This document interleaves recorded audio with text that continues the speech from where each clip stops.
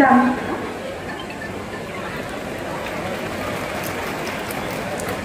মোমেন্টো এটি সোণালী বাছৰ উপহাৰ হিচাপে প্ৰদান কৰা হৈছে।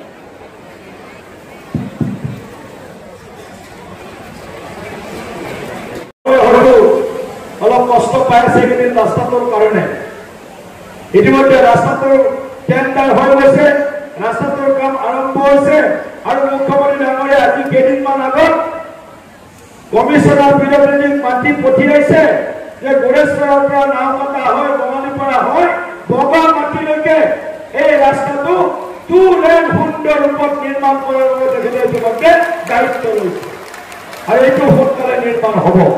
গতিকে এই কথাবিলাক আমাৰ সন্মুখত সময়ত আহি আছে। ভাল কাম কৰিবৰ কাৰণে আপোনালোক এইবিলাক কথা মাননীয় মুখ্যমন্ত্ৰী ডাঙৰীয়া যেতিয়া এটা অঞ্চলত যায় একেবাৰে পিটিকি চাই আহে ক'ত কি প্ৰয়োজন আছে। একেলগে চব কৰিব নোৱাৰে, সেইটো আপোনালোকে জানে।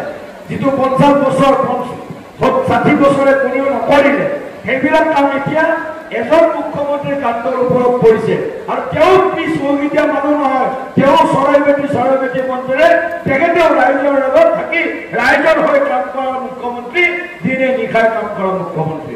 গতিকে আপোনালোকে আমাক আশীৰ্বাদ কৰিব। এই মহাবিদ্যালয়খনৰ বাবে আগন্তুক সময়ত আমি সকলোৱে মিলি সমস্ত শৈক্ষিক পৰিয়ালে মিলি এই মহাবিদ্যালয়ৰ উত্তৰণৰ কাৰণে সকলোৱে মিলি আমি কাম কৰিম। আমাৰ চৰকাৰ আপোনালোকৰ লগত আছে। মুখ্যমন্ত্ৰী মহোদয়